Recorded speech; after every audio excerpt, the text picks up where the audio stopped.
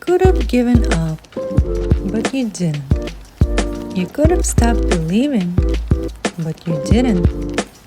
You could have kept living their expectations, but you decided to make this life your own. And in turn, you're here.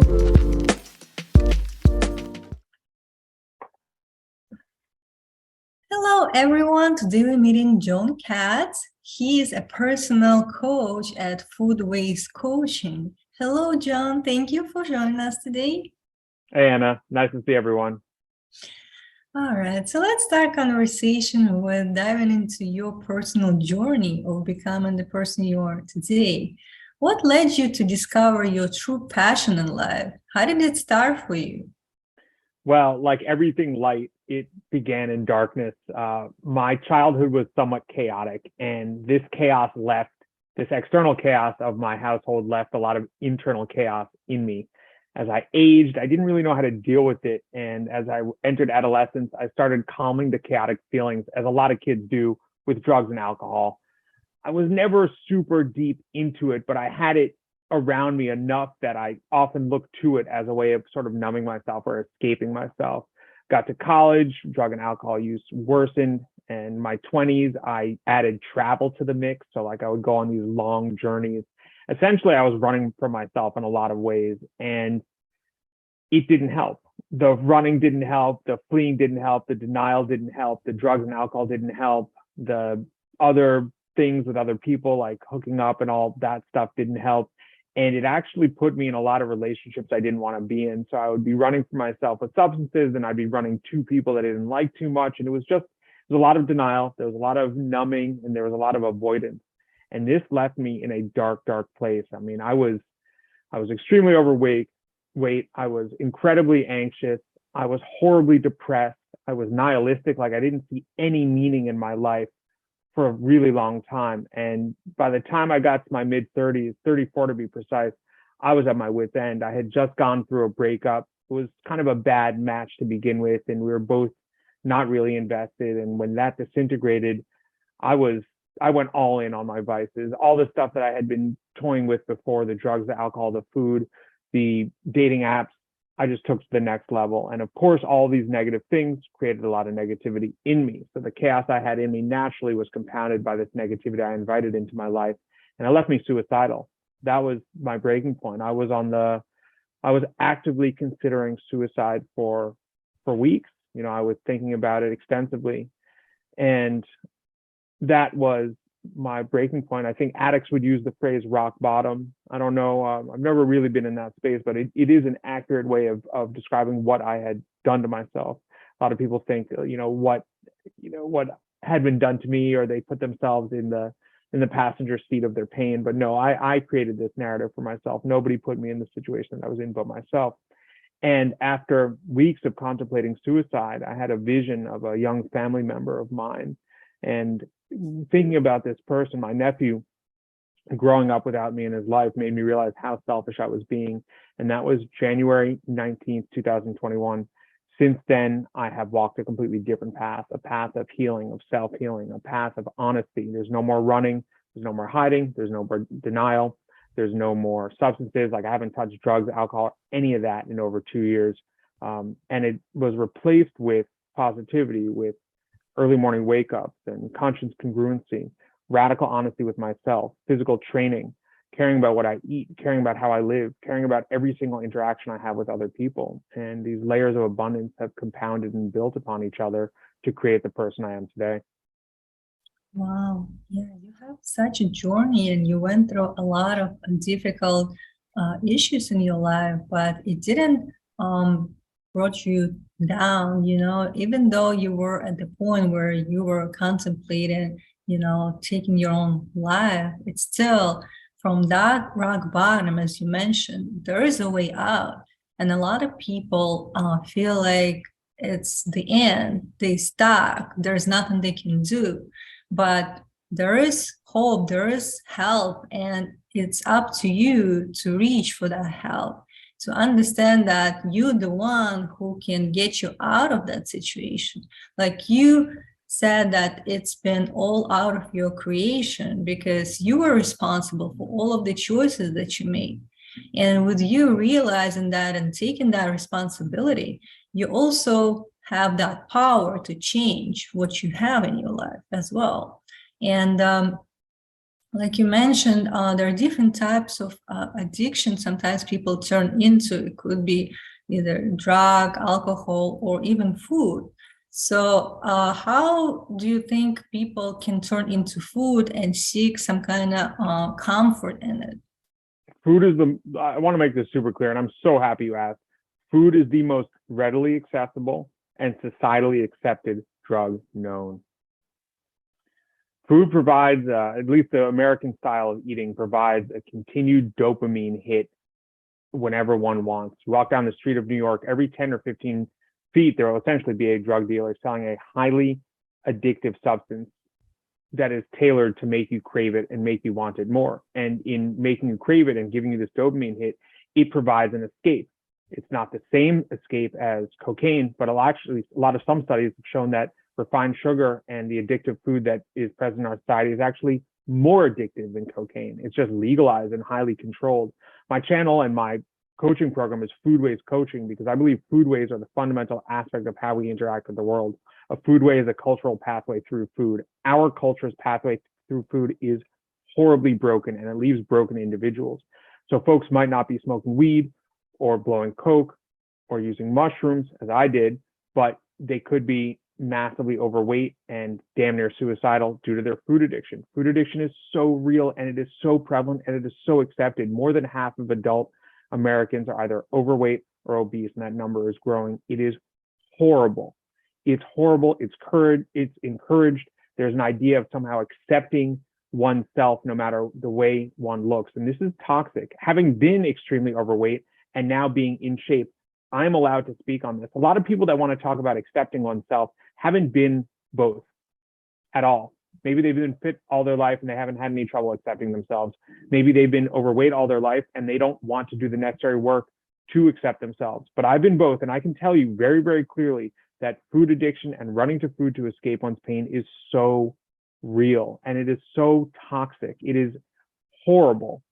So I appreciate you asking that. It's just the easy way out. It's the coward's way out. Just because everyone else is sick, just because of half of adults in this country are overweight or obese, that people can think there's comfort in that. Absolutely not. No way.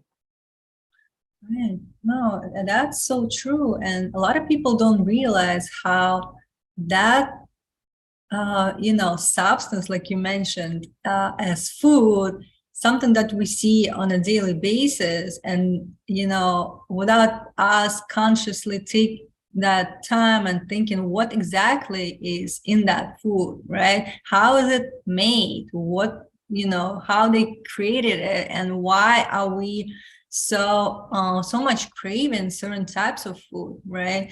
And also people don't see the association between the way we feel, our emotions, and what type of food we eat or what type of food we're craving at the moment, because it also could tell you a lot about why you picking certain type of food, why you're making those choices. It could be tied to the way you feel at the moment as well. So you don't realize when you do it unconsciously. And I know that if we look at the food as a medicine, right, there are different sources of food and types of food that we can choose from.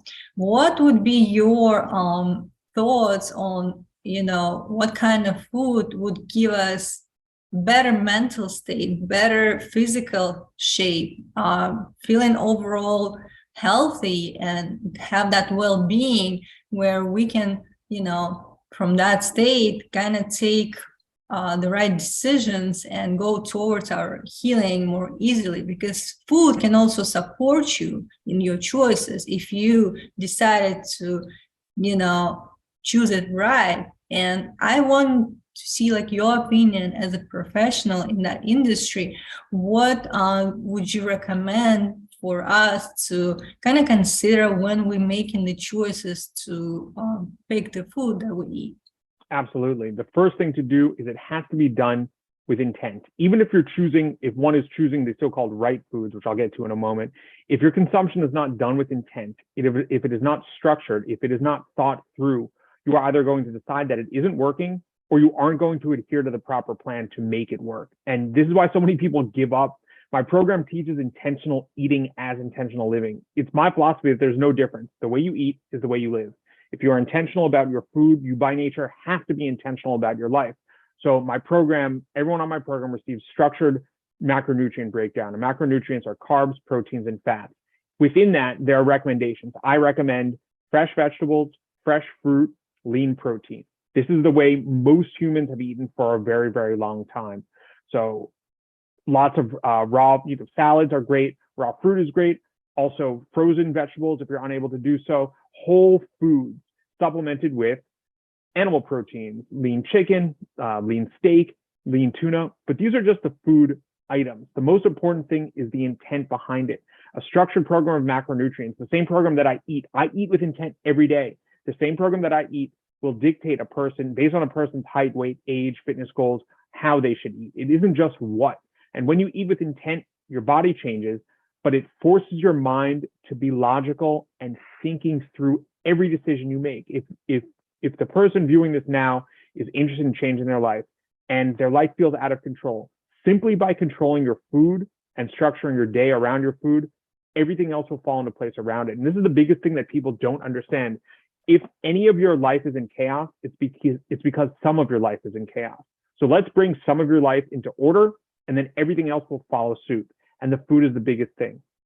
So we eat between 4 and 6 meals a day, depending on, for the women on my program, it's typically fewer, 3 or 4. For the guys in my program, it's 4 or 5. Occasionally, for much larger individuals, it might be 6. But these meals are structured. So you're receiving what you need at periodic points during the day.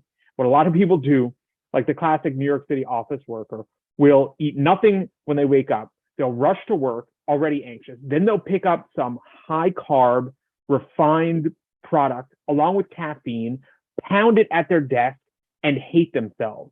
There's no intent at all. Let's backtrack a few hours. They're up early, as I am. They think, I have to sit at my desk all day. How can I best prepare for this? Well, I had a weekend that just passed. Perhaps I could have structured 3 hours on Sunday to make 15 meals for the week. What do you know? Intentional living. And once you begin to think about your food intentionally, you can't actually mess your life up as much. You are literally bound to positivity when you eat right. It's wild. But if you eat right, if you take the necessary steps, you aren't going out to eat with your coworkers. You aren't pounding disgusting processed garbage at your desk. You aren't worrying about the money in your bank account because you're blowing $30 every 5 hours on Uber Eats. So it creates this structure around it. Simply by following a macronutrient program that your coach gives you, your life will come into order. And I had to live it to believe it. The pounds fall off. The emotional weight falls off. The crisis thinking about what is going on, the anxiety falls off. The depression falls off just by changing the way we eat. I go to the farmer's market whenever I can, and you can build things in. That's another part, and that's more of a philosophical thing. Like, we're out here saving lives. We can talk about local food if you'd like, because I think that is very much part and parcel in how we live. But you can go to the farmer's market and get good, high quality food. You can go to the grocery store. You can even go to the discount market, whatever it is, as long as you are eating intentionally. You can, if one were to eat frozen vegetables, it would save 90% off your food bill. If you want fresh, it'll save maybe 70 or 80%.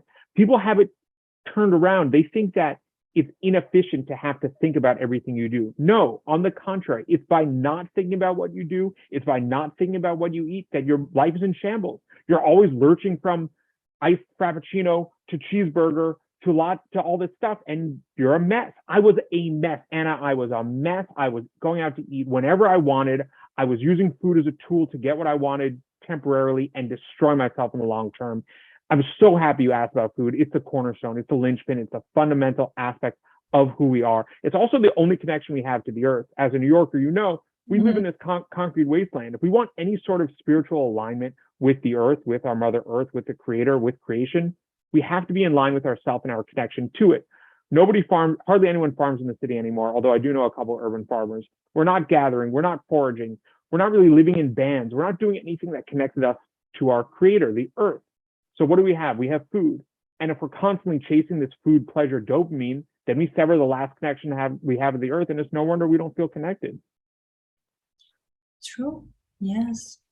And like you mentioned, it's not just about what type of food we choose to eat, but also how we structure our day, because everything then wraps around it. And I also wanted to mention we have to take time to enjoy our food. Sometimes we're like on the run, putting everything like bite size and, and never even enjoying what we're eating, right? So I think with making time to cook for yourself, that's another way of expressing self-love and self-care.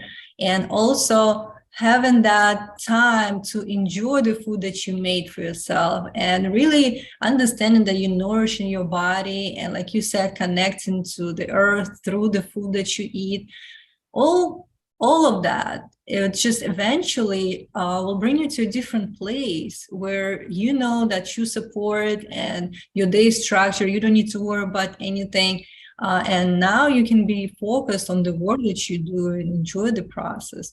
So I feel like it's very important for us to acknowledge how important is food in our lives. It's not just, I guess like source of energy for us to function, but it's more than that. And we have to connect with that part of our life in a more deeper level. And it will help us to, to be fulfilled in a way that we're not seeking any type of, escape from present moment where we should be. That is the biggest thing as well. It's the escape. It is the running. It's a further running. Even when we're static in our physical realm, if we're not going to the club, we're not doing world travels, we're not trying to escape ourselves, even with drugs, but we can normalize. This society has normalized escaping ourselves. The feeling that one gets, the feeling that I used to get after my meals was a drug high. So we normalize this drug high, and then everyone does it. And then we decide that this is okay because everybody else is doing it, but everybody else is destroying themselves, and you have the result on the other end. If you look at someone that was extremely unhealthy, let's say my before picture. So if you look at me in my before picture, this person was not okay. He didn't feel okay. He didn't look okay. Why? Because he wasn't making okay decisions. And food is self-love. That person, my before picture, that person did not, you cannot look like I looked and say you love yourself. It's not possible. There is no way. I didn't accept myself. I didn't respect myself. I didn't love myself because I didn't accept what I was doing. I did not respect what I was doing, and I did not give myself love. Now that I'm intentional about all my food choices and food choices around, every Wednesday I go to my folks' place. They live in Upper Manhattan. And let me tell you, my folks, this is something you did that was incredible. You talked about spending the time, taking the time to enjoy the food. We had family dinners almost every night. It's a lost art in our culture as well, sitting around the table. But my folks cooked with love, and they showed me that love through food. It was my own food choices that drove me to death's door. But that's another thing that's super important, is eating with our people intentionally. If the food is grown with love, it is purchased with love, it is prepared with love, and it is consumed with love, there will be love of food and love for food. But if it's done haphazardly, the amount of people I see eating on the subway is insane. The walking and eating as well on the street is such a New York thing. It's sickening. The depressing desk breakfast and desk lunch is horrible. Like, I had the privilege of spending time in Europe. I was actually doing a farming trip, and my hosts were saying that in a lot of places in Europe, there's enough time built into the kids' schedule so they can come home and have a meal with their family. You know, most Americans don't even have dinners with their family. Can you imagine having breakfast and then they give you 2 hours in the middle of the day to go home for you to have lunch, and your parents get the same thing? I mean, this is what we've lost. This is what our society, which is somewhat little more focused on the negative aspects of reality, in my opinion. Well, let's just say it's a death cult, has done to us compared to the way more traditional society is structured. It just drives me crazy. So you hit the nail on the head with that. We have to care about what we eat, and we have to eat it with love. Like, I put so much effort in what I eat, both in the quantity, the quality, and the structure, that I have to love it. And the proof is in the pudding. The proof is in the results that I get, the results that I feel. You know, I feel exactly the way I look. So yeah, food is the fundamental thing. It's the baseline. Right, because everything starts within. Everything that how we feel about ourselves and what we're putting in our bodies it's connected, and it's then reflected out into physical world in the way we look and the way we interact with others. So we have to understand that it's not because of some external reasoning why you're not doing certain things or choosing something that is not good for you, but it's because of the way you feel about yourself and all of the beliefs that you have. So you have to be mindful of starting that healing process, and food can also be like a support in that decision if you decided to help yourself. And what do you think people could incorporate as daily habits that will kind of help them to start looking into the right direction in terms of like food preparing, or maybe some other mindful practices that would bring them this positive mindset? Absolutely. So my program teaches 3 tenets. There are 3 tenets that will change your mind, body, and spirit. They'll get you the same results I got and it'll revolutionize every part of your life. The first is a consistent early wake-up time. The second is the food that we've discussed. And the third is daily physical exercise. So we do these 3 things every day, and it solidifies our core beliefs that we are consistent. Just by being consistent in these 3 acts, it creates consistency everywhere. And we get a nice result. We lose weight. We're on better terms with our people. We are not wasting as much money. We're not wasting our spirit. We're not wasting our soul. We're not gaining excess body fat. But the most important thing that this program teaches is consistency. That's what's lacking in so many people's lives. They feel all over the place because they are all over the place because they don't stick to anything consistently. So we have these 3 simple habits, and then those 3 simple habits are going to replace all the rest of our habits. When you do these 3 things positively every day, it is not possible to go out at night. It is not possible to use drugs anymore. It is not possible to drink alcohol. It is not possible to disrespect people because you have to get up the next morning. You have to work out. It's not a choice. A lot of the choices, we're spoiled by choices. There's a lot of negativity around choices. We have so many different options, and then we end up just choosing all this willy-nilly stuff. We never stick to the program. We never stick to the blueprint, and we end up feeling willy-nilly. When you are consistent in your wake-up time, you're showing gratitude to the universe for being alive. You are up early before the sun to welcome the new day. When you do physical exercise, you're showing gratitude to the universe for gifting you this body, this one life, this existence. And when you're intentional about your food, you are showing gratitude to the universe for giving you health. You maintain your health, you maintain your body, and you maintain your spirit. And your mind is good. I had the worst anxiety attacks. I describe it as a boot on my chest. I would wake up every morning with a man standing on my chest. That's how bad it was. When it was really bad, it felt like a vice grip around my throat. I was paralyzed. Some days I couldn't get out of bed. I'd be bound in bed, 45 pounds heavier, just stricken with this horrible anxiety about my existence. Now it doesn't happen. That alarm goes off. I'm out of bed. I eat my first meal, which is structured appropriately. I make content. I go right into my workout, which, by the way, I'm now doing in my living room because I just recently moved, and one can get healthy. I initially got healthy in my own home. Then I had a period of going to the gym, and now that I'm in a new place, I'm working out again at home. Something else that people really need to understand is that you can get healthy with nothing more than your own body weight. There's a full suite. The program that I started with was an entirely tool-free program. We have our own body to support us: push-ups, sit-ups, crunches, burpees, calisthenics, stretching. If you have the edge of the couch, you can do dips.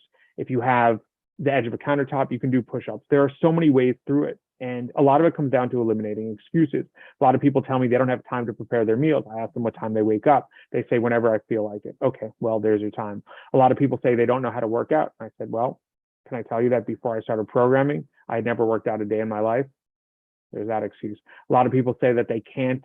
It's just they can't, and then they say why they can't do it. And then I have to ask, well, are you okay where you are? No. Okay, so you can't do the things that are going to heal you, but yet you claim to not be okay where you are. And this is more about intentionality and critical thinking. When you really begin to think about your life, when you think about your food choices, you think about your wake-up time, you think about your workout, then you think about everything else. I have thought so much about everyone I disrespected through this program. It creates honesty. It forces you to come to terms with the person you were, the person you are, and the person you wish to be. Right. And like you said, you have to be honest with yourself. You have to be willing to face what exactly is bothering you. And are you ready to move on? Are you ready to release those negative feelings, blocks, or what is it that's hindering you, your progress? And if you are, then you have to make a choice that, yeah, I understand it's uncomfortable because it's something new that you have to try. And maybe it requires you to be uncomfortable for some period of time, that, eventually you will heal, you will feel better. It's just the beginning that it's hard, and it's hard to make that decision. But in the end, you have to see what are you doing it for? Like, why would you choose that? We always have to ask ourselves, why are we doing that? Is that something that will bring you that benefit that you're looking for? Then why don't you try and see? You have to commit to a period of time, not just saying that I'm gonna do it whenever. You have to set a timeline and know that every day should be consistent with what you're doing.